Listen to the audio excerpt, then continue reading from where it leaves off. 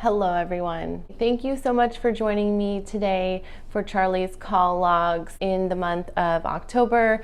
And I wanted to talk about the breaking news that we had that Charlie got in a little bit of trouble. He got his first verbal reprimand for not making his bed.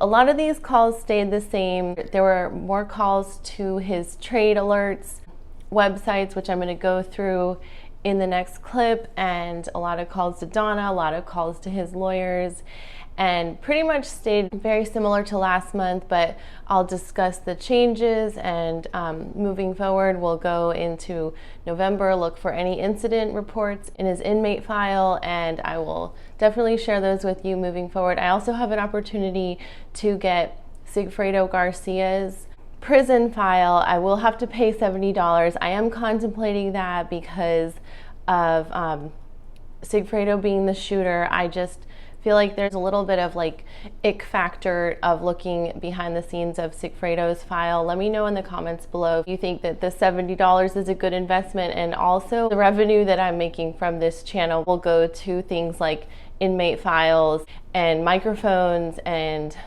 any of the books written about this case, and just wanting you guys to know that I appreciate you guys watching any of the commercials. I have not gotten any checks yet, but I haven't had to pay any expenses yet, but if I do, just let me know if you have any interest in seeing Sigfredo's inmate file and Katherine Magbanua's inmate file from the prisons that they're at, because I am in communication to get more information from them.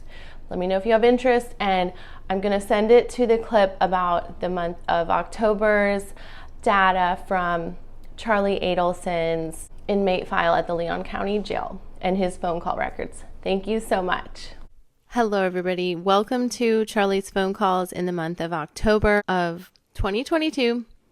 And guys, there are not a ton of differences this month, aside from the fact that Charlie is still calling those trade alerts. And I want to show you the website real quick of trade website that Charlie is calling to, and some more information about it. It's called True Trading.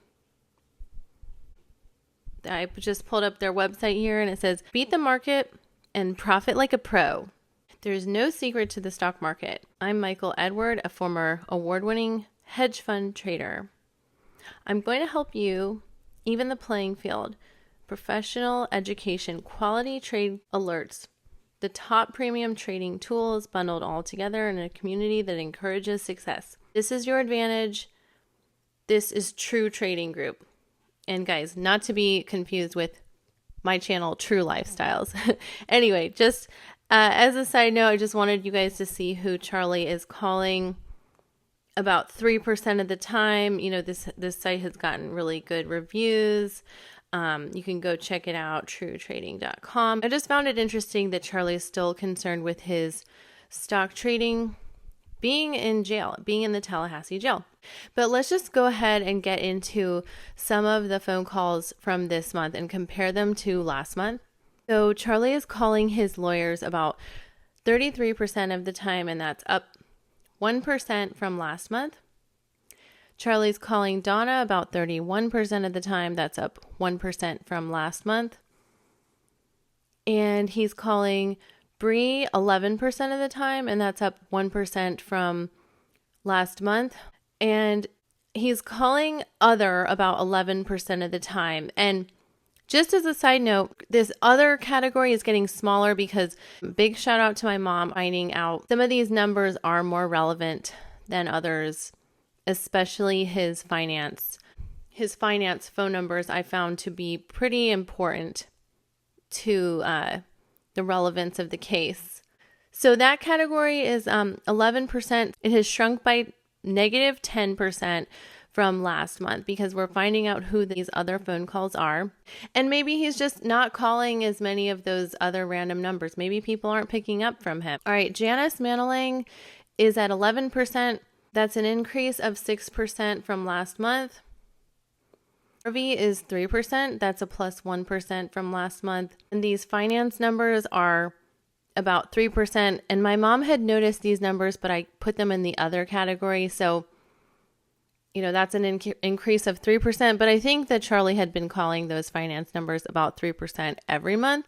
As we can see, we're finding out who Charlie's calling. He's calling the same numbers more and more. I think he's getting kind of in the groove of who's picking up the phone. As I noted, a True Trading Group, and then there's another one called Executive Enterprise.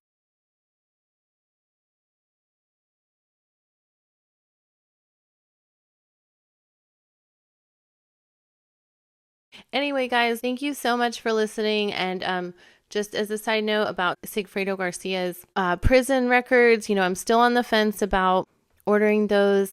I think that there might be some kind of, I'm hesitant to do so because I don't want to glorify anything to do with the killer in this case, in the murder of Dan Markel. I just don't want any confusion about that. But let me know if you think that ordering Sigfredo Garcia's prison records would shed some positive light on this case.